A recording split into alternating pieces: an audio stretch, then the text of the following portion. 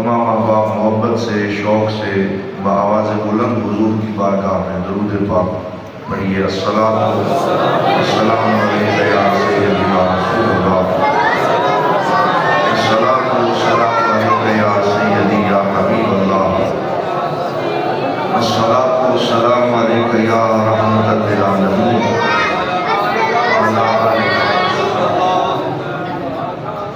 آئیے تسکین جان زار کی باتیں کریں، آئیے تسکین جان زار کی باتیں کریں، ہجر کی شب سید الابرار کی باتیں کریں، اور بلبلیں کرتی رہیں گل کی چمن کی گفتگو، ہم محمد کے لب و رخسار کی باتیں کریں، اور ہم تو اختر شاہ طیبہ کے ہاتھوں بک گئے، کرنے والے مصر کے بازار کی باتیں کریں۔ بعد از حمد و صلات معزز و محتشم علماء کرام، ثناخوانان شیر لسان اور برادران اسلام، اللہ رب العزت کے فضل و کرم سے مجھے آج پہلی مرتبہ تصور آباد کی اس خوبصورت مسجد میں حاضری کی سعادت نصیب ہوئی ہے، اور یہ عظیم الشان میلاد مصطفیٰ صلی اللہ علیہ وسلم کا پروگرام منعقد کرنے پر میں آپ سب کو دل کی عطا گہرائیوں سے مبارکباد پیش کرتا ہوں۔ عزیزم حیدر علی صاحب نے بڑی محبت سے مجھے دعوت دی، اور یہ ہمارے پاس بھیرا شریف میں بڑی محنت سے پڑھ رہے ہیں، علم دین حاصل کر رہے ہیں، تو میں ان کے لیے دعا کرتا ہوں کہ اللہ تعالیٰ ان کو عالم باعمل بنائے، اور ان کے علم و فضل میں ترقی فرمائے، اور ان کے والد گرامی اور ان کے پورے خاندان کے اوپر اپنی رحمتوں کا نزول فرمائے۔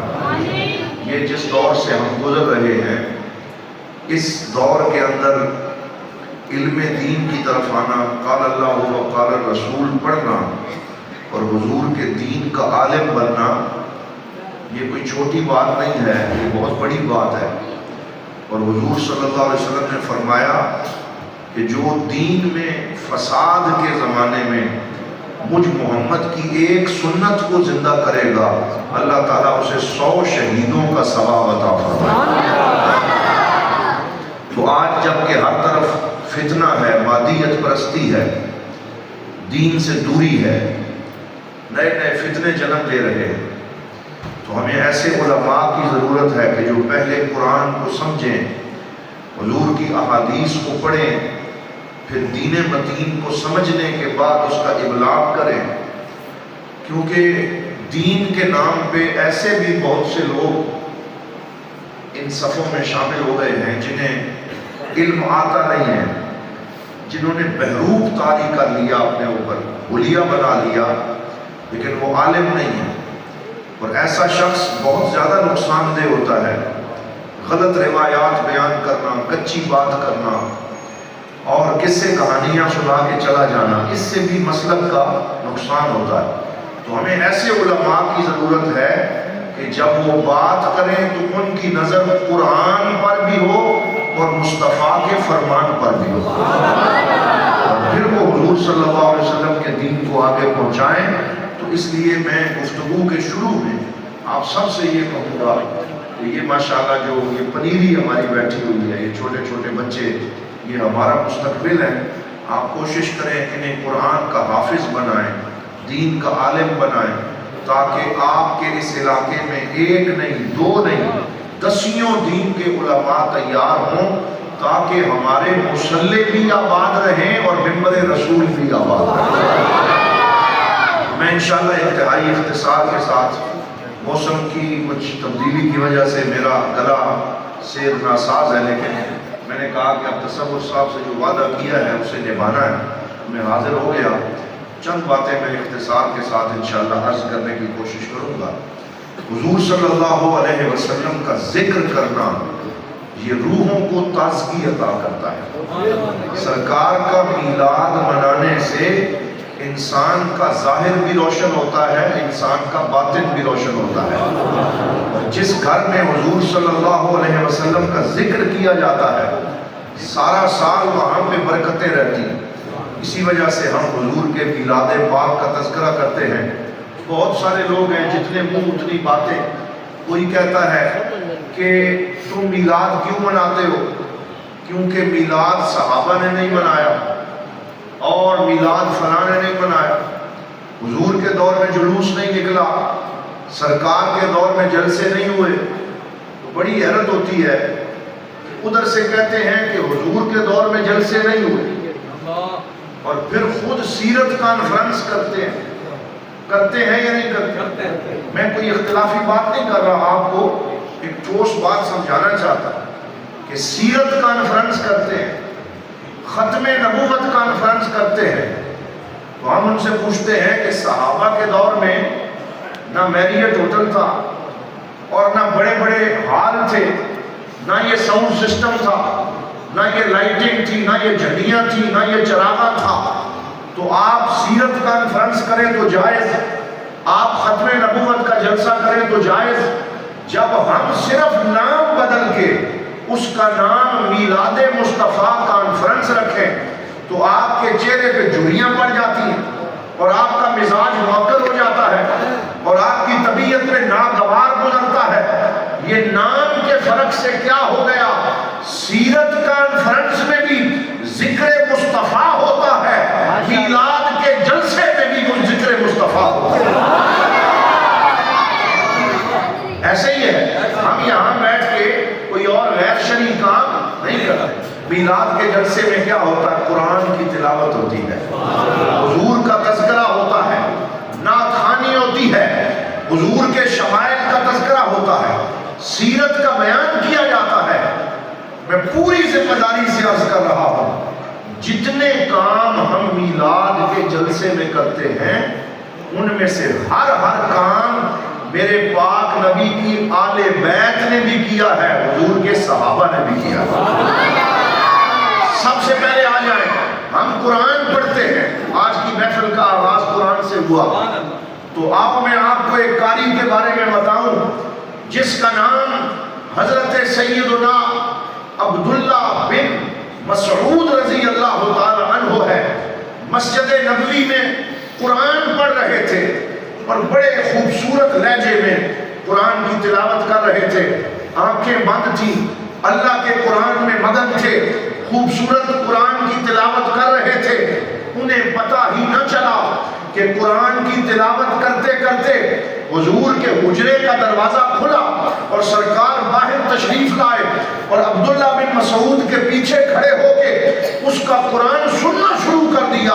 وہ قرآن پڑھتے رہے، مصطفیٰ جان رحمت پیچھے کھڑے ہو کے سنتے رہے، وہ پڑھتے رہے، حضور سنتے رہے، حتیٰ کہ جب اس آیت پہ پہنچے کہ جس آیت کا مطلب یہ ہے کہ جب قیامت کا دن آئے گا تو ہم ہر امت سے ایک گواہ لائیں گے، وَجِئْنَا بِكَ عَلَىٰ هَٰؤُلَاءِ شَهِيدًا، اور آپ کو ساری امتوں پہ گواہ بنائیں گے۔ اچانک عبداللہ بن مسعود کی آنکھ کھلی تو آپ نے دیکھا کہ میں قرآن پڑھ رہا ہوں اور میرے نبی کی آنکھوں سے آنسو جاری ہیں اور حضور میرا قرآن سن رہے ہیں۔ تو حضرت عبداللہ بن مسعود سے حضور نے فرمایا اور پڑھو اور پڑھو۔ انہوں نے ہاتھ باندھ کے عرض کیا، یا رسول اللہ میں آپ کو کیسے قرآن سنا جبکہ قرآن آپ پہ نازل ہوا، صبح بھی جبرائیل آتا ہے، شام بھی جبرائیل آتا ہے، قرآن آپ کے دل پہ نازل ہوتا ہے، میں آپ کو قرآن کیسے سناؤں؟ تو حضور نے کیا فرمایا؟ فرمایا اے عبداللہ، اگرچہ قرآن میرے اوپر نازل ہوتا ہے لیکن مجھ محمد کا دل کرتا ہے کوئی قرآن پڑھتا رہے، میں سن سن کے اس کا مزہ لیتا ہوں۔ قرآن پڑھنا بھی سنت مصطفیٰ ہے اور بولو قرآن سننا بھی سنت مصطفیٰ ہے۔ تو ہم میلاد کے جلسے میں سب سے پہلے قرآن پڑھتے ہیں۔ بتاؤ مصطفیٰ نے قرآن پڑھا یا نہیں پڑھا؟ حضور کے صحابہ نے قرآن پڑھا یا نہیں پڑھا؟ یہ وہ قرآن ہے جو مولا حسین نے کربلا کے میدان میں پڑھا ہے، جو نیزے کی نوک میں پڑھا ہے۔ یہ وہ قرآن ہے جو سیدہ فاطمہ الزہرا سلام اللہ علیہا نے چکی پیستے ہوئے پڑھا ہے۔ یہ وہ قرآن ہے جو مولا علی شیر خدا نے گھوڑے کی پیٹھ پہ بیٹھ کے پڑھا ہے۔ تو حضرات حضرات محترم، ہم میلاد میں قرآن پڑھتے ہیں، قرآن پڑھنا اللہ کا حکم ہے، ہمارے نبی کی سنت۔ دوسرا کام ہم کیا کرتے ہیں؟ ابھی میں آیا، میرے عزیز بڑا خوبصورت حضور کی نعت آپ کو سنا رہے تھے، سرکار کے نعت کا تذکرہ ہو رہا تھا۔ اب آپ سے کوئی پوچھے کہ کیا یہ جو نعت ہم پڑھتے ہیں یہ حضور کے دور میں پڑھی گئی یا نہیں پڑھی گئی؟ میں آج آپ کو میلاد میں جو کچھ ہوتا ہے نا وہ جدا جدا کر کے حضور کے دور میں لے کے جا رہا ہوں، اور آپ کو بتا رہا ہوں کہ جو کام ہم کرتے ہیں وہ صرف ہم نے نہیں کیا، وہ 1500 سال میں حضور کی پوری امت کرتی چلی آ رہی ہے۔ اس لیے کوئی فتوے نہ لگائے، پہلے حضور کا دین پڑھے، بخاری پڑھو، مسلم پڑھو۔ ہمارے پیر صاحب قبلہ پیر محمد کرم شاہ الازہری رحمت اللہ علیہ ایک شعر پڑھتے تھے کہ بن عشق محمد کے پڑھتے ہیں جو بخاری، آتا ہے بخار ان کو بخاری نہیں آتی۔ ان کو بخار تو آتا ہے، انہیں بخاری نہیں آتی۔ بخاری اسے آتی ہے جو حضور کی محبت سے پڑھے، جو حضور کے عشق سے پڑھے، اور جو اپنے بزرگوں کے قدموں میں بیٹھ کے پڑھے۔ اب نعت کی جب ہم بات کرتے ہیں تو نعت رسول مقبول صلی اللہ علیہ وسلم حضور کے زمانے میں کس کس نے پڑھی؟ آپ سب جانتے ہیں کہ حضور کے دربار کا ایک شاعر ہے جس کا نام حضرت حسان بن ثابت ہے۔ یہ وہ نعت ہیں جن کو سرکار نے خود فرمایا اے حسان میری نعت لکھا کر، تو حضرت حسان نعت کے شعر لکھتے، پھر حضور کی بارگاہ میں حاضر ہوتے، میرے اور آپ کے پیارے آقا و مولا کہہ دو صلی اللہ علیہ وسلم، آپ اپنے منبر سے اٹھ جاتے اور حسان کو اپنے منبر پہ بٹھاتے، خود مصلی پہ بیٹھتے اور فرماتے اے حسان اب مجھے میری نعت سنا۔ حضرت حسان نعت پڑھنا شروع کرتے اور کیا پڑھتے؟ وَأَحْسَنُ مِنْكَ لَمْ تَرَ قَطُّ عَيْنِي وَأَجْمَلُ مِنْكَ لَمْ تَلِدِ النِّسَاءُ خُلِقْتَ مُبَرَّأً مِنْ كُلِّ عَيْبٍ كَأَنَّكَ قَدْ خُلِقْتَ كَمَا تَشَاءُ۔ حضور کو سناتے ہیں، کہتے ہیں یا رسول اللہ آپ جیسا سونا آج تک میری آنکھ نے دیکھا نہیں۔ میری آنکھ کیسے دیکھتی کہ آپ جیسا خوبصورت کسی ماں نے جنا ہی نہیں۔ آپ کو اللہ نے اتنا خوبصورت بنایا ہے، مجھے ایسے لگتا ہے کہ جیسے جیسے آپ کہتے گئے اللہ ویسے ویسے آپ کو بناتا چلا۔ یہ نعت حضرت حسان بن ثابت نے پڑھی۔ اور ایک اور شعر جو حضرت حسان نے حضور کو سنایا، کچھ دشمن تھے جو سرکار دو عالم صلی اللہ علیہ وسلم کی سیرت میں اعتراض کرتے تھے، حضرت حسان بن ثابت نے ان کو مخاطب کیا اور کہا حجوت محمدا فعجبت عنہ وعند اللہ فی ذاک الجزاء۔ اے بدبخت تو نے میرے نبی کی مذمت کی ہے اور میں نے اپنے نبی کی عزت کا دفاع کیا ہے اور میں نے حضور کی ناموس کا جواب دیا ہے، اور اللہ تعالیٰ مجھے اس کی جزا عطا فرمائے گا۔ حجوت محمدا برا حنیفا رسول اللہ شیمتہ الوفاء۔ کہا تو نے اس نبی کے بارے میں زبان کھولی ہے جو نیک ہے، جو اللہ کی عبادت کرنے والے ہیں، اور وہ میرے رسول ہیں کہ جن کی عادت ہے کہ وہ اپنوں سے بھی وفا کرتے ہیں، غیروں سے بھی وفا کرتے ہیں، جو دشمن کے لیے چادر بچھا دیتے ہیں، جو سخاوت کرتے ہیں، جو کرم کے دریا بہاتے ہیں۔ حضور کی نعت لکھی اور آخر میں فرمایا فَإِنَّ أَبِي وَوَالِدَتِي وَعِرْضِي لِعِرْضِ مُحَمَّدٍ مِنْكُمْ لِقَاءُ۔ اے حضور کے دشمنوں سن لو، میں اپنے نبی پاک کی عزت کا دفاع کر رہا ہوں، میرا باپ بھی حضور پہ قربان، میری ماں بھی حضور پہ قربان، میری عزت بھی حضور پہ قربان، میرا شملہ بھی حضور پہ قربان، میری جان بھی حضور پہ قربان۔ جب تک حضور کے غلام زندہ ہیں کوئی سرکار دو عالم کا بال بھی بیکا نہیں کر سکتا۔ ہم اپنے نبی کی عزت کا دفاع کریں گے۔ جب حضرت حسان نے یہ نعت پڑھی تو حضور نے انہیں کیا فرمایا؟ سرکار نے یہ تو نہیں کہا کہ نعت تم نے کیوں لکھی، نعت لکھنا اللہ کا حکم نہیں، یہ تو نہیں کہا۔ حضور نے فرمایا اے حسان تیرے دانت اور تیرا چہرہ سلامت رہے جس سے تو میری نعت لکھتا ہے، تیرا چہرہ سلامت رہے۔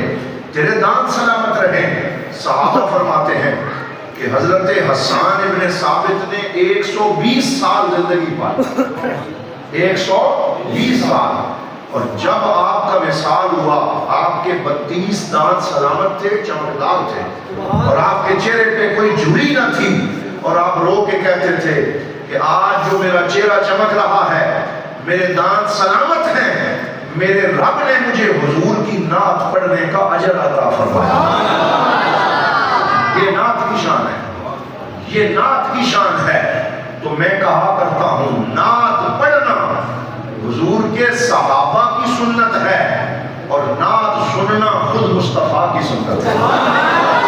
جو نعت پڑھنے آتا ہے، بولیے، جو نعت پڑھنے آتا ہے وہ سنت حسان ادا کرتا ہے، اور آپ جو نعت سننے آتے ہیں وہ سنت مصطفیٰ پوری کرتے ہیں۔ اس سے بڑی شان اور کیا ہوگی؟ تو حضور صلی اللہ علیہ وسلم کے ایک غلام ہیں جن کا نام حضرت کعب بن زہیر رضی اللہ تعالیٰ، یہ بھی حضور کے نعت خوان تھے، سرکار کی شانیں لکھتے تھے۔ لیکن ان کی تھوڑی سٹوری آپ سن لیں، پھر آپ کو پتا چلے کہ حضور کا کرم کیا ہے۔ یہ جو حضرت کعب بن زہیر تھے، پہلے کافر اور مشرک تھے، اور اسلام کے خلاف شعر کہتے تھے، مسلمانوں کے خلاف شاعری کرتے تھے۔ جب حضور کو پتا چلا تو سرکار دو عالم صلی اللہ علیہ وسلم نے ان کے بارے میں خط لکھا اور فرمایا جس کو کعب ملے اس کا سر تن سے جدا کر دیں، اس کو ختم کر دیں۔ یہ میرے بارے میں اور میرے صحابہ کے بارے میں اور اسلام کے بارے میں غلط شعر لکھتا ہے، تو میں اس کا خون معاف کرتا ہوں، جو بھی اس کو ختم کرے اسے اجازت ہے اس کو ختم کر۔ حضرت کعب کے بھائی مسلمان ہو چکے تھے، انہوں نے اپنے بھائی کو خط لکھا مکے میں اور کہا میرے نبی نے تیرا خون معاف کر دیا، اور اب لوگ تجھے ڈھونڈ رہے ہیں، تیری جان چلی جائے گی، ابھی بھی وقت ہے، حضور کے دامن رحمت میں آ جاؤ، ابھی بھی وقت ہے، سرکار کے قدموں میں حاضر ہو جاؤ، توبہ کا دروازہ کھلا ہے، آؤ حضور کرم کریں گے، تمہیں معاف کر دیں گے۔ حضرت کعب کے دل میں یہ بات سما گئی، انہوں نے مکہ سے سفر کیا، مدینہ پہنچے، تو جسے ہم پنجابی میں کہتے ہیں نا کہ بکل مار لی، چادر کی بکل مار کے اپنا چہرہ چھپا لیا اور اپنے آپ کو مخفی کر کے مسجد نبوی میں پہنچے۔ حضور صلی اللہ علیہ وسلم نماز پڑھا کے بیٹھے ہوئے تھے، تو یہ حضور کے قدموں میں گرے، تو حضور نے دیکھا، فرمایا کون ہے، کیا چاہتے ہو؟ تو کعب نے منہ چھپایا ہوا تھا، کہنے لگا میں یہ پوچھنا چاہتا ہوں کہ اگر کوئی بندہ گناہ کر لے اور پھر وہ معافی مانگنا چاہے تو یا رسول اللہ کیا اس کی معافی ہو جاتی؟ کیا اس کی معافی ہو جاتی؟ حضور نے فرمایا ہاں، اگر کوئی سچے دل سے معافی کرے میں بھی معاف کر دیتا ہوں، میرا رب بھی معاف کر دیتا ہے۔ حضرت کعب نے پھر پوچھا یا رسول اللہ ہر گناہگار کو معافی مل جاتی؟ فرمایا ہر گناہگار کو معافی مل جاتی ہے، کوئی توبہ کر کے دیکھے، کوئی ندامت کے آنسو بہائے، کوئی مصلی پہ آ جائے، کوئی اپنے رب کو پکارے، کوئی رسول کا واسطہ پیش کرے، اللہ معاف کر دیتا ہے۔ حضرت کعب نے تیسری دفعہ پوچھا یا رسول اللہ وہ جو مکے کا ایک بندہ ہے جس کا نام کعب ہے، اگر وہ آ جائے تو کیا اسے بھی معافی مل جائے گی؟ حضور کا دریائے کرم جوش پہ تھا، حضور نے فرمایا اگر کعب بن زہیر چل کے میرے پاس آ جائے تو میں اسے بھی معاف کر دوں۔ جب یہ فرمایا حضرت کعب نے اپنے چہرے سے بکل ہٹائی اور عرض کرنے لگے رو کے یا رسول اللہ اگر کعب کو معافی مل سکتی ہے تو کعب آپ کے قدموں میں حاضر ہو گیا ہے۔ اور پھر انہوں نے پڑھا لا الہ الا اللہ محمد رسول اللہ، مسلمان ہو گئے، صحابی بن گئے، حضور صلی اللہ علیہ وسلم کے دستے حق پرست پہ بیعت کر لی اور مسلمانوں میں شامل ہو گئے۔ جب حضور نے سینے سے لگایا معاف فرمایا تو عرض کرنے لگے یا رسول اللہ پہلے اسلام کے خلاف لکھتا تھا، آج میں خالی دامن نہیں آیا، میں آپ کی نعت لے کے لایا، آج میں آپ کی نعت لے کے لایا ہوں، مجھے اجازت عطا فرمائیں۔ حضور نے فرمایا چلو کعب مجھے سناؤ، سامنے کھڑے ہو گئے، صحابہ کا اجتماع تھا، کہیں ابو بکر عمر بیٹھے تھے، کہیں عثمان و علی بیٹھے تھے، کہیں عبد الرحمن بن عوف بیٹھے تھے, کہیں ابو ذر غفاری بیٹھے تھے, کہیں ابو ہریرہ بیٹھے تھے. وہ کیسی محفل تھی کہ جس کی صدارت خود کملی والا فرما رہا تھا. وہ ایسی محفل تھی کہ جس کے سامعین کوئی عام بندے نہیں تھے, حضور کے صحابی تھے, حضور کی اہل بیت والے تھے. تو حضور نے ان سے نعت سننے کے لیے انہیں حکم دیا, وہ سامنے کھڑے ہو گئے. اب توجہ فرمائیں, حضرت کعب بن زہیر نے 85 اشعار پڑھے. بولو کتنے؟ آج ہم تھک جاتے ہیں ایک نعت سن کے, اور سرکار نے اپنے غلام سے مسجد نبوی میں اپنی شان میں 85 اشعار سنے, اور صحابہ بھی سنتے رہے. تو انہوں نے قصیدہ پڑھا. جب اس شعر پہ پہنچے اور حضور کی طرف اشارہ کیا, کہنے لگے ان الرسول لنور یستضاء بہ مہند من سیوف اللہ مسلول. حضور کی طرف اشارہ کر کے کہتے ہیں میں جس رسول کا امتی بنا ہوں یہ بشر نہیں ہے, یہ اللہ کا نور ہے.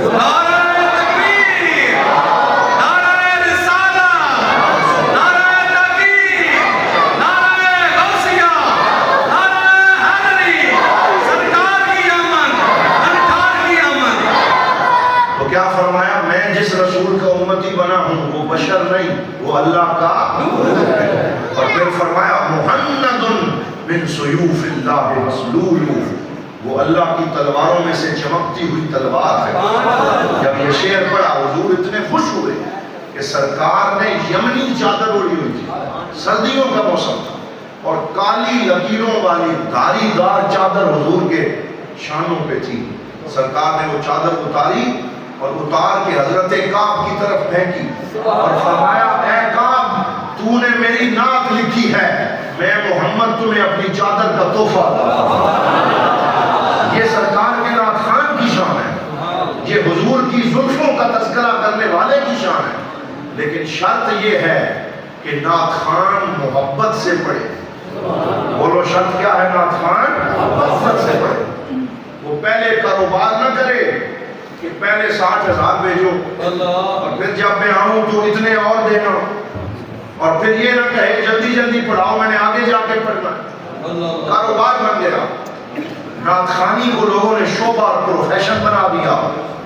نعت خان بیٹھک پہ بیٹھ کے سگریٹ پیتے اور پھر اسی منہ سے منبر پہ آ کے حضور کی نعت پڑھتے ہیں. پھر کیا برکت ہوگی, پھر اس محفل کی کیا کیفیت نصیب ہوگی. تو جب نعت خان بلاؤ تو وہ بلاؤ کہ جس کے چہرے پہ سنت رسول ہو, جس کے دل میں عشق مصطفیٰ ہو.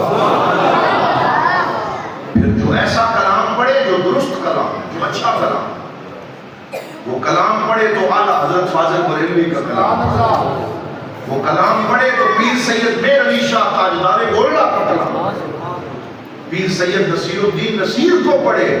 اب تنگی داماں پہ نہ جا اور بھی کچھ مانگ, ہے آج وہ مائل و عطا اور بھی کچھ مانگ. دے سکتے ہیں کیا کچھ کہ وہ کچھ دے نہیں سکتے, یہ بحث نہ کر ہوش میں آ اور بھی کچھ مانگ. سرکار کا در ہے, در شاہاں تو نہیں ہے, جو مانگ لیا اور بھی کچھ مانگ.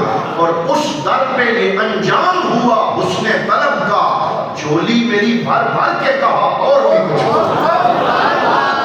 وہ کلام پڑھو جو اساتذہ کا کلام, جو عشق والوں نے لکھا, جو علماء نے لکھا, جو امام اعظم ابو حنیفہ نے لکھا, جو حضرت حفیظ طاہر نے لکھا, جو حافظ مظہر الدین مظہر نے لکھا. تو ان لوگوں کا کلام پڑھنے والا بندہ ہو, باشرہ ہو. حضرت خالد حسنین خالد جیسا ثنا خان صحیح پڑھنے والا, حضور کا عاشق, پھر حضور بھی خوش ہوتے ہیں, اللہ بھی خوش ہوتا ہے, اور اس محفل کے اوپر کرم نوازی ہوتی ہے. حضرات محترم, اب حضور کی سخاوت کا ذکر کیا تو مجھے سیرت کا ایک واقعہ یاد آ گیا, وہ بھی عرض کر دیتا ہوں. حضور کی سیرت کا تذکرہ ہو رہا. پہلے ہم تلاوت کرتے, بولو پہلے ہم کیا کرتے ہیں, پھر ہم حضور کی نعت پڑھتے ہیں, اور نعت کے بعد پھر حضور کی سیرت کا بیان کرتے ہیں, حضور کے میلاد کا تذکرہ کرتے ہیں. اور ہم کہتے ہیں جب سرکار پیدا ہوئے ستارے سیدہ آمنہ کے گھر کے قریب آ گئے, اور اللہ تعالیٰ نے خانہ کعبہ پہ حضور کے میلاد کا جھنڈا لگایا، اور اللہ تعالیٰ نے اپنے نبی کو اس شان سے پیدا کیا کہ خانہ کعبہ بھی سیدہ آمنہ کے گھر کی طرف جھک گیا، اور حضور صلی اللہ علیہ وسلم کی ولادت پہ شیطان نے چیخیں ماری، اور اللہ تعالیٰ نے پوری دنیا میں بیٹے تقسیم کر کے اپنے نبی کا میلاد بنایا۔ تو ہم حضور کا میلاد بیان کرتے ہیں، اور ہم یہ بیان کرتے ہیں کہ جب سرکار تشریف لائے تو حضور کی ولادت کے وقت سیدہ آمنہ سلام اللہ علیہا کی آنکھوں سے پردے ہٹ گئے، اور انہوں نے اپنے کمرے میں لیٹے لیٹے شام کے محلات دیکھ لی۔ کہاں مکہ، کہاں شام، اتنا کئی مہینوں کا سفر، پردے ہٹ گئے اور نور و نور ساری فضا ہو گئی۔ تو میں دوستوں سے کہتا ہوں کہ لوگ جانتے ہیں کہ حضور بشر تھے یا نور تھے، اور لوگوں حضور تو حضور ہیں، کہو حضور تو حضور ہیں، سرکار تو سرکار ہیں، نبی تو نبی ہیں، محمد تو محمد ہیں۔ محمد صلی اللہ علیہ وسلم جس والدہ کے پیٹ سے پیدا ہوئے، اللہ تعالیٰ نے اس ماں کو بھی علم غیب عطا فرما دیا، ان کی نگاہوں سے بھی پردے ہٹا دیے۔ یہ شان ہے خدمت گاروں کی، سردار کا عالم کیا ہوگا، حضور کی شان کیا ہوگی۔ یہاں میں وہ بات عرض کرتا ہوں کہ عدی بن حاتم کا دور تھا۔ عدی بن حاتم حاتم تائی کا بیٹا ہے، اور حاتم تائی بہت بڑا سخی تھا، اتنا بڑا سخی تھا حاتم تائی کہ اس کے مرنے کے بعد کچھ لوگ رات کے وقت اس کی قبر کے پاس سے گزرے اور انہیں بھوک لگی ہوئی تھی، تو انہوں نے اس کی قبر کو ٹھوکر ماری پاؤں سے اور کہا تو بڑا سخی بنتا ہے تو ہم مہمان ہیں، اتنا بڑا قافلہ تیری قبر کے پاس خیمے لگا کے بیٹھا ہے، ہمیں بھی تو کھانا کھلا۔ تو حاتم تائی اپنے بیٹے کو خواب میں آیا اور کہا اتنے اونٹ ذبح کرو اور جتنے میری قبر کے آس پاس لوگ ہیں انہیں کھانا کھلاؤ۔ یعنی مرنے کے بعد بھی اس کی سخاوت جاری تھی، بڑی سخاوت میں مشہور تھا۔ تو مولا علی شیر خدا کا مکالمہ عدی بن حاتم کے ایک دوست کے ساتھ ہو گیا۔ تو مولا علی علم کے شہر کا دروازہ ہے، مولا علی حضور نے جن کو اپنا بھائی فرمایا، حضور کے داماد ہیں اور علم کے شہر کا دروازہ ہے۔ آپ کا مکالمہ ہو گیا عدی بن حاتم کے ایک دوست کے ساتھ، تو وہ کہنے لگا حاتم تائی بڑا سخی تھا، تو مولا علی نے فرمایا حاتم تائی بڑا سخی ہوگا لیکن ہمارے پاک نبی سے زیادہ سخی حضور کی سخاوت زیادہ ہے کہ آپ نسلوں کو نواز دیتے ہیں، آپ جھولیاں بھر دیتے ہیں، آپ کرم فرما دیتے ہیں۔ تو وہ کہنے لگا آپ کو پتہ نہیں ہے کہ حاتم تائی کا بہت بڑا محل تھا اور اس محل کے 7 دروازے تھے، بولیے کتنے؟ 7 دروازے تھے، اور ہر دروازے سے اگر ایک فقیر پہلے ایک دروازے سے آتا بھیک مانگتا تو حاتم تائی اسے دے دیتا، پھر اگر وہ دوسرے دروازے سے آتا اور کہتا مجھے پھر دو تو وہ نہ نہیں کرتا تھا، پھر دے دیتا، اگر وہی فقیر تیسرے سے آ جاتا پھر دے دیتا، حتیٰ کہ ایک فقیر کو 7 دروازوں سے بھیک دیتا تھا اور ٹالتا نہیں تھا اور کسی کو واپس نہیں بھیجتا تھا۔ تو یہ اس کی سخاوت ہے۔ تو مولا علی شیر خدا بڑے عادل جواب تھے، آپ نے کیا جواب دیا؟ آپ نے فرمایا یہ بھی کوئی سخاوت ہے؟ کیا فرمایا؟ یہ بھی کوئی سخاوت ہے کہ ایک فقیر ایک دروازے سے مانگے پھر اسے دوسرے دروازے پہ جانے کی ضرورت پڑے، پھر تیسرے پہ جانے کی ضرورت پڑے، پھر چوتھے پہ جانے کی ضرورت پڑے، تو یہ تو ترسا کے مارنے والی بات ہے، یہ کوئی سخاوت تو نہیں۔ میں تجھے اپنے نبی کی سخاوت بتاتا ہوں، میرا نبی اتنا سخی تھا، اتنا داتا تھا کہ جو ایک دفعہ میرے نبی کے دروازے پہ آ جاتا حضور اتنا عطا فرماتے کہ ساری زندگی پھر مانگنے کی ضرورت ہی نہیں ہے۔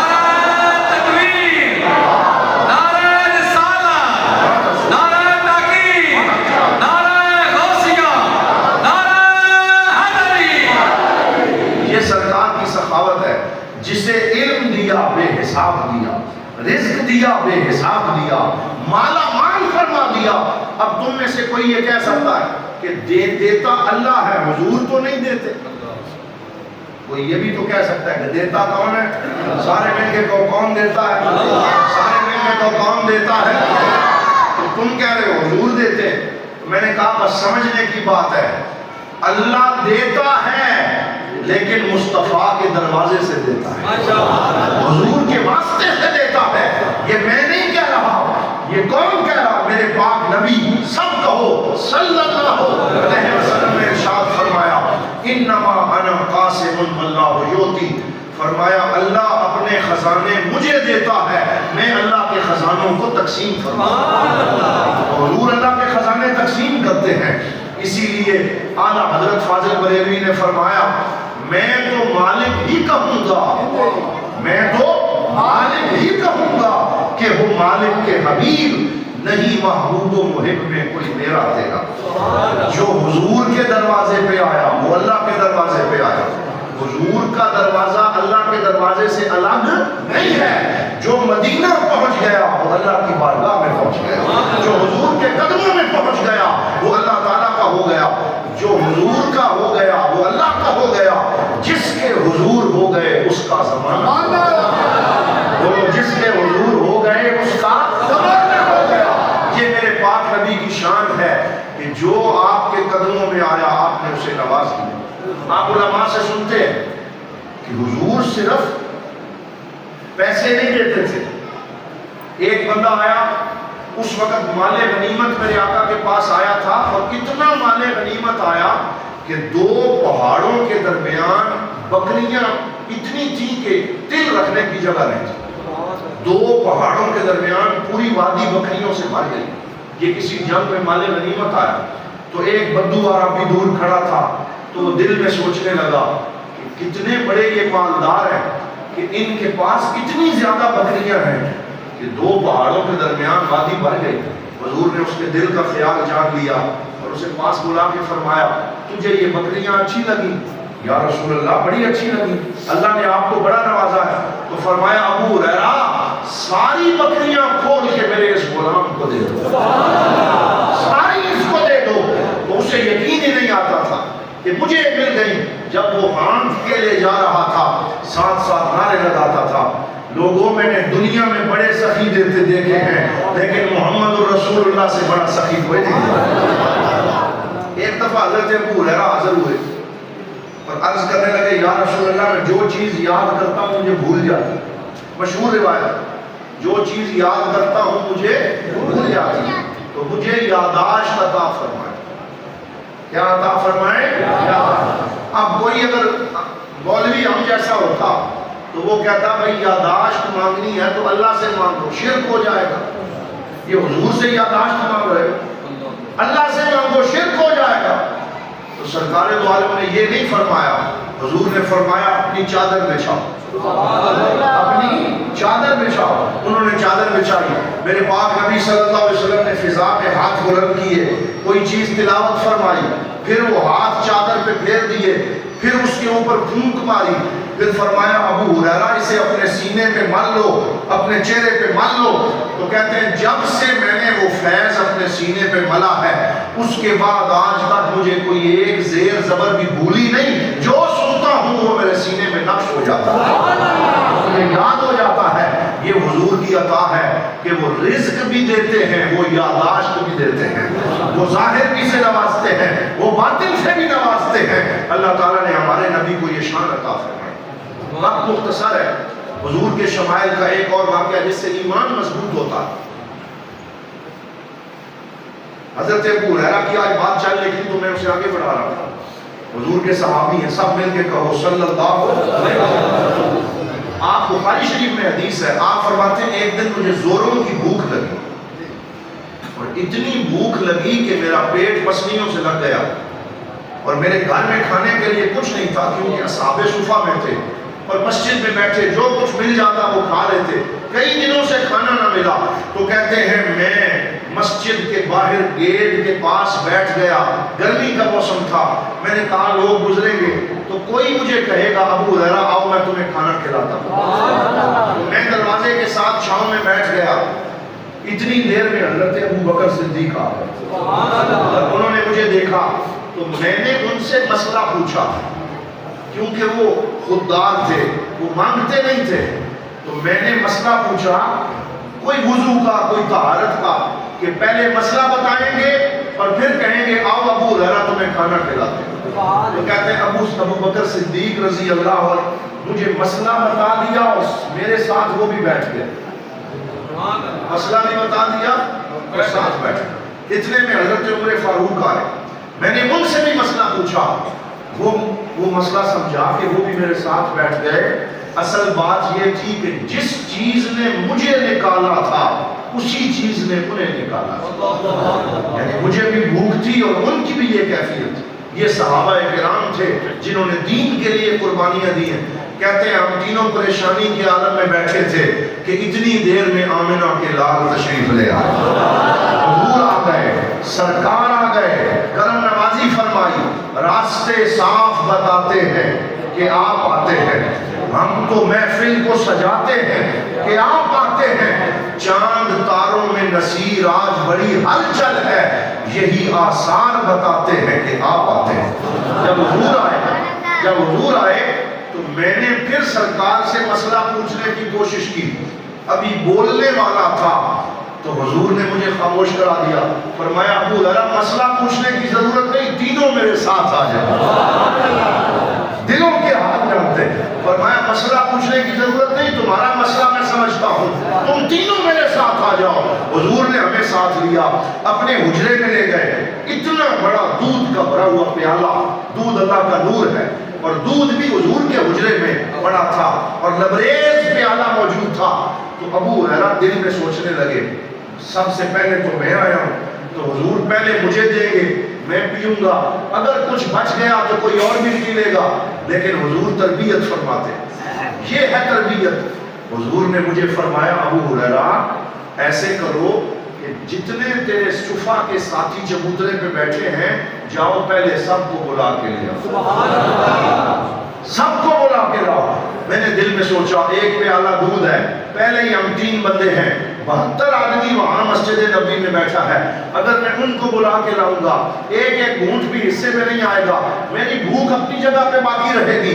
لیکن میرے نبی کا حکم تھا، میں چپ ہو گیا، دوڑتا ہوا گیا، اپنے سارے صفا کے بھائیوں کو بلایا. آؤ تمہیں حضور بلا رہے ہیں، سرکار بلا رہے ہیں، آؤ مسجد میں آ جاؤ. تو وہ سارے غریب فقیر حضور کے صحابی سرکار کی نظروں کا فیض لینے والے حضور کے حجرے میں جمع ہو گئے. بھیڑ غلاموں کی لگ گئی. اب اس سے اگلا کام یہ ہوا کہ حضور نے مجھے فرمایا اے ابو ہریرہ آج ساقی تو ہے. کیا فرمایا؟ آج ساقی تو ہے. اور ساقی سے مراد پہلے ان کو پلاؤ بعد میں خود پیو، کیونکہ ساقی آخر میں پیتا ہے، پلانے والا آخر میں پیتا ہے. میں حضور کے حکم سے کھڑا ہو گیا، پہلے ایک کو دیا اس نے پیا، پھر دوسرے کو دیا، پھر تیسرے کو دیا. 70 بندوں نے پی لیا، لیکن اس پیالے سے ایک قطرہ بھی کم نہیں ہوا. اس پیالے سے ایک قطرہ بھی کم نہیں ہوا. میں کہا کرتا ہوں کہ جب وہ اذن سوال دیتے ہیں، جب وہ اذن سوال دیتے ہیں دل کی حسرت نکال لیتے ہیں. جب وہ کرم کرنے پہ آتے ہیں جدھر جدھر سے وہ گزرے کرم ہی کرتے گئے. کسی نے مانگا نہ مانگا وہ جھولی بھرتے گئے. جہاں جہاں سے وہ گزرے جہاں جہاں ٹھہرے وہی مقام محبت کی جلوہ گاہ بنے. پیر کرم شاہ الازہری ہمارے شیخ کریم اکثر پنجابی کا ایک مائیہ پڑھتے تھے اور میں اکثر دوستوں کو سناتا ہوں. آپ فرماتے جتھے مائیہ پب رکھدا، جتھے مائیہ پب رکھدا اتھے اگدا سرو دا بوٹا. کہ جہاں میرے نبی قدم رکھتے ہیں وہاں ہریالی ہو جاتی، وہاں سبزہ ہو جاتا، وہاں ویرانیاں ختم ہو جاتی ہیں. تو سرکار نے ہمیں فرمایا پلاؤ. 70 بندہ پی چکا، پیالے سے دودھ کم نہیں ہوا. تو میں کہتا ہوں کم کیوں ہوتا؟ حضور نے اس پیالے کا کنیکشن آب کوثر سے جوڑ دیا، وہاں سے فیض آ رہا تھا اور حضور اپنی نگاہ سے فیض دے رہے تھے. سب پی چکے، حضرت ابو بکر نے پیا، حضرت عمر نے پیا. پھر حضور نے مجھے فرمایا ابو ہریرہ اب پیو. کیا فرمایا؟ اب پیو. میں نے پینا شروع کیا، ایک دفعہ پی پی پی کے سیلاب ہو گیا. حضور نے فرمایا اور پیو، پھر فرمایا اور پیو. حتیٰ کہ میرے ناخنوں میں بھی دودھ کی تاثیر محسوس ہونا شروع ہوا۔ اتنا سرکار نے مجھے پلایا لیکن وہ کم نہ ہوا، اور آخر میں سرکار نے خود نوش فرمایا۔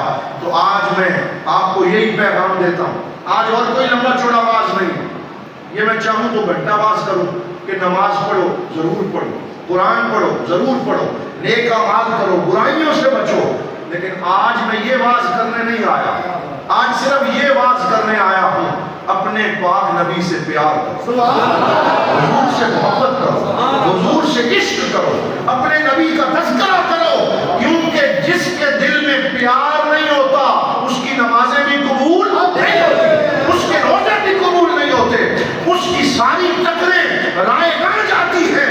جس دل میں محمد کی محبت نہیں ہوتی اس پر کبھی اللہ کی رحمت نہیں ہوتی۔ میرا یہ عقیدہ ہے، اگر ذکر خدا میں یہ نام نہ شامل ہو عبادت نہیں ہوتی۔ نعرہ تکبیر، نعرہ رسالت، نعرہ تحقیق، نعرہ حیدری، اہل سنت۔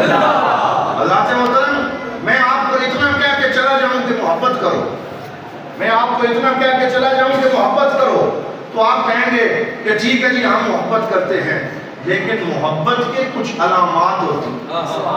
بولو، محبت کی کچھ علامات ہوتی ہیں، محبت کی کچھ دلیل ہوتی ہے، محبت کی کچھ دلیل مانگتی ہے، اور محبت کی دلیل یہ ہے کہ بندہ جس سے پیار کرتا ہے، بندہ جس سے محبت کرتا ہے، محبوب کا رنگ محب پہ چڑھ جاتا ہے، محبوب کا رنگ محب پہ چڑھ جاتا ہے، معشوق کا رنگ عاشق پہ چڑھ جاتا ہے۔ تو اگر آپ کہیں مجھے حضور سے پیار ہے لیکن نہ چہرہ حضور والا، نہ حرکتیں اور کردار حضور والا، نہ سرکار دو عالم صلی اللہ علیہ وسلم جیسی زندگی، تو دعویٰ بغیر دلیل کے تسلیم کیا جا سکتا نہیں۔ اگر محبت کا دعویٰ کرو گے ہم دلیل مانگیں گے، دلیل لاؤ، اور دلیل کیا ہے؟ تیرا چہرہ دلیل ہے، تیرا کردار دلیل ہے، تیرا چلنا پھرنا دلیل ہے۔ اگر تیرے وجود سے مصطفیٰ کی خوشبو نہیں آتی تو پھر زبان سے محبت کا دعویٰ بھی قبول کیا جا سکتا نہیں ہے۔ اس لیے علامہ اقبال کا یہ شعر سماعت فرمائیں، کیا خوبصورت بات کی، فرمایا گر نہ داری، گر فارسی میں گر نہ داری از محمد رنگو بر لبے خود میالا نام او۔ فرمایا اگر تو اپنے وجود میں حضور کی خوشبو نہیں رکھتا، اگر اپنے اندر حضور کا رنگ نہیں رکھتا، تو پھر اپنی زبان پہ اس سونے کا نام بھی نہ لیا کر۔ اگر تو حضور پہ درود ہی نہیں پڑھتا، اگر تیرے اوپر حضور کا رنگ ہی نہیں چڑھا، تو پھر حضور کا نام نہ لیا کر۔ کچا رنگ للادی والا چڑھدا لہندا رہندا، عشق تیرے دا رنگ محمد چڑھیا پھر، جس پہ عشق کا رنگ چڑھ جائے پھر وہ اترتا نہیں ہے۔ آؤ دیکھو اس بلال حبشی کو کہ جس کے اوپر حضور کے عشق کا رنگ چڑھ گیا تھا، جس کو حضور سے پیار ہو گیا، جسے نبی سے محبت ہو گئی، پھر کیسا رنگ چڑھا؟ کوڑے لگتے رہے، جسم کٹتا رہا، پتھر کی سلیں سینے پہ رکھی جاتے رہی، جسم جلتا رہا، جتنے کوڑے لگتے تو حضرت بلال کی زبان سے احد احد کا نعرہ نکلتا، وہ حضور کی محبت پہ درود پڑھتے، تو جس پہ نبی کا رنگ چڑھ جاتا ہے پھر یہ رنگ اترتا نہیں ہے۔ صہیب رومی پہ چڑھا، بلال حبشی پہ چڑھا، سلمان فارسی پہ چڑھا، ابو بکر صدیق پہ چڑھا۔ ابو بکر پہ چڑھا تو یہ رنگ تو اس نے صدیق بنا دیا، عمر پہ چڑھا تو فاروق بنا دیا، عثمان پہ چڑھا تو ذوالنورین بنا دیا، علی پہ چڑھا تو اسے حیدر کرار بنا دیا۔ وہ لوگوں جس پہ حضور کا رنگ چڑھ جاتا ہے وہ لوگ پھر یہ اترتا نہیں، لیکن رنگ چڑھاؤ تو صحیح۔ اور وہ رنگ کیسے چڑھے گا؟ وہ رنگ تب چڑھے گا جب سرکار دو عالم صلی اللہ علیہ وسلم کا کہنا مانیں گے، جب حضور کی بات مانیں گے۔ حضور نے فرمایا رشتہ داروں کو ناراض نہ کرنا، کیا فرمایا؟ رشتہ داروں کو ناراض نہ کرنا، تمہارا رزق جو ہے اس سے برکت اٹھ جائے، تمہاری عمر مختصر ہو جائے، جلدی مر جاؤ گے اگر تیرے رشتہ دار تجھ سے ناراض ہوئے. یہ حضور کی حدیث ہے. میں نام حضور کا لوں اور میرا کوئی رشتہ دار مجھ سے راضی نہ ہو تو پھر میں نے حضور کا رنگ چڑھایا نہیں. تو حضور کا رنگ چڑھانے کا مطلب یہ ہے سارے تجھ سے راضی ہوں, تیرے وجود سے حضور کی خوشبو آئے. جو 5 منٹ تیرے پاس بیٹھے اسے بھی مصطفیٰ جان رحمت کی محبت نصیب ہو, وہ بھی حضور کا دیوانہ ہو جائے. اب میں اس واقعے پہ اپنی گفتگو ختم کرتا ہوں. حضرت بلال حبشی, حضرت بلال حبشی جن کے بارے میں علامہ اقبال نے فرمایا ازاں ازل سے تیرے عشق کا ترانہ بنی, نماز تیرے نظارے کا ایک بہانہ بنی, ادائے دید سراپا نیاز تھی تیری, کسی کو دیکھتے رہنا نماز تھی تیری. وہ بلال جب اذان دیتے تھے اشہد ان لا الہ الا اللہ تو وہ اشہدو کے بجائے اشہدو کہتے تھے. ان سے شین نہیں بولنے ہوتا تھا, زبان میں تھوڑی سی رکنت تھی, تو وہ اذان دیتے اشہد. تو ایک بندہ کہا یا رسول اللہ مؤذن تبدیل فرمائیں, مؤذن تبدیل فرمائیں کیونکہ یہ صحیح طریقے سے لفظ ادا نہیں کر سکتے. تو حضور صلی اللہ علیہ وسلم نے جب یہ بات سنی تو حضور جلال میں آ گئے, فرمایا تم سب کا اشہدو بھی ٹھیک ہے لیکن اللہ کو اس کا اشہدو تم سے زیادہ پسند آ گیا. اللہ کو اس کی محبت کا لہجہ پسند آ گیا ہے, اب اسے تبدیل نہیں کیا جائے گا, اب یہی اذان دے گا. اور جب وہ کہتے تھے نا اشہد ان محمد رسول اللہ تو اپنی شہادت کی انگلی سے حضور کی طرف اشارہ کرتے تھے اور حضور کی زیارت کرتے تھے. جب سرکار کا وصال ہو گیا حضور نے پردہ فرما دیا. حضرت بلال حبشی ہجرت کر کے مدینہ چھوڑ کے شام چلے گئے, بیوی بچے ساتھ لیے, سامان اٹھایا, گھر کو تالا لگایا, کہا جس نظر وچ ماہی نظر نہ آئے اتنے اسی نہیں رہتے. آپ چلے گئے جہاں ساجد نظر نہ آئے, جہاں محبوب نظر نہ آئے, جہاں ماہی کا دیدار نہ ہو, جہاں میرا پاک نبی نظر نہ آئے, اب میں وہاں نہیں رہوں گا, اب میں وہاں اذان نہیں دوں گا. شام چلے گئے اور 6 سال تک واپس نہیں آئے. کتنے سال؟ 6 سال, لمبا پیریڈ ہے, واپس نہیں آئے. ایک دن سوئے ہوئے تھے, حضور خواب میں آئے اور سرکار نے فرمایا بلال تو میرے ساتھ بے وفائی کیوں کرتا ہے, میرے ساتھ بے وفائی کیوں کرتا ہے, مجھے ملنے کیوں نہیں آتا, میرے پاس کیوں نہیں آتا. اس جملے سے عقیدہ واضح ہو گیا. جو لوگ یہ سمجھتے ہیں کہ نعوذ باللہ حضور چلے گئے اور اب قبر میں ہیں اور اب وہ ہمیں نہیں جانتے, یہ تمہاری غلط فہمی ہے. جو حضور سے محبت رکھتا ہے حضور اسے جانتے بھی ہیں, اس کے سلام کا جواب بھی دیتے ہیں. بولو حضور اس کے سلام کا جواب بھی دیتے ہیں. فرمایا بلال بے وفائی نہ کرو, مجھے ملنے آؤ.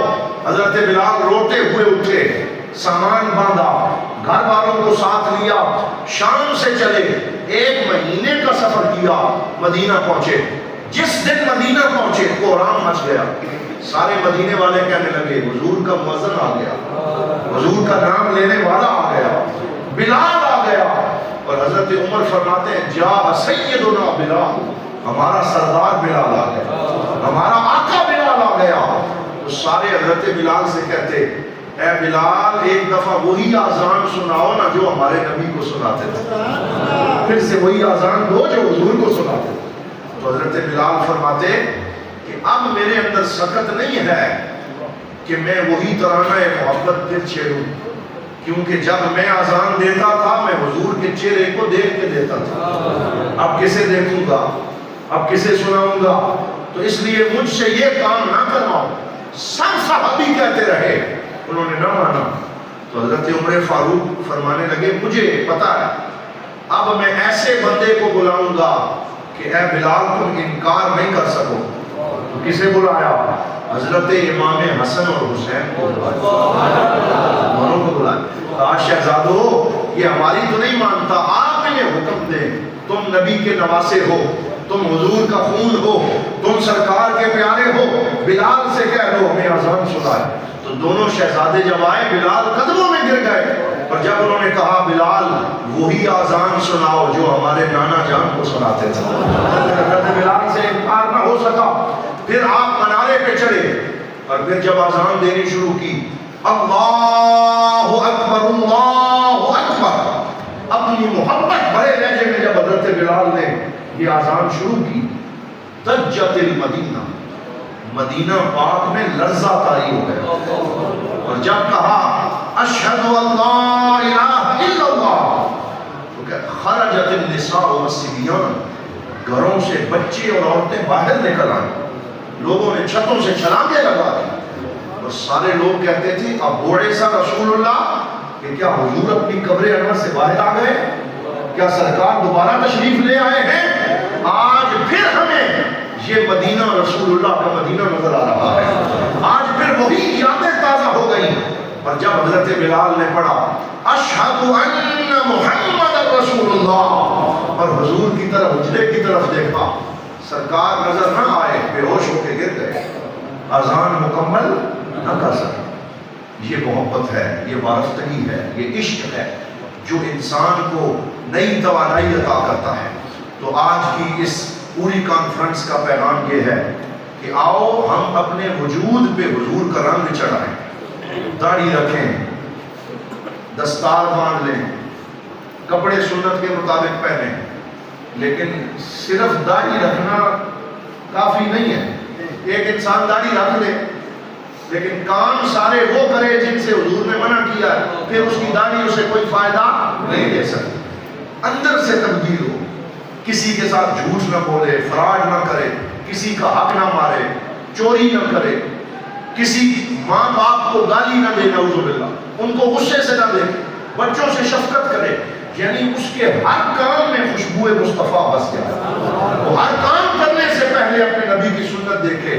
تو جب اندر سے تبدیل ہوگا تو باہر خود بخود تبدیل ہو جائے گا، پھر خود بخود اس کا چہرہ سنت اور سیرت کے مطابق ہو جائے گا. تو میں دعا کرتا ہوں جو آج ہم نے گزارشات پیش کی ہیں، اللہ تعالیٰ مجھے اور آپ سب کو ان پہ عمل کرنے کی توفیق عطا فرمائے، اور یہ ذکر مصطفیٰ قبول ہو، اور میلاد پاک کی اس محفل کو اللہ تعالیٰ مزید 4 چاند لگائے، اور عزیزم حیدر علی اور ان کی پوری انتظامیہ اور آپ کی مسجد کے جتنے بھی بزرگ ہیں، اللہ تعالیٰ سب کو سلامت رکھے. وآخر دعوانا ان الحمد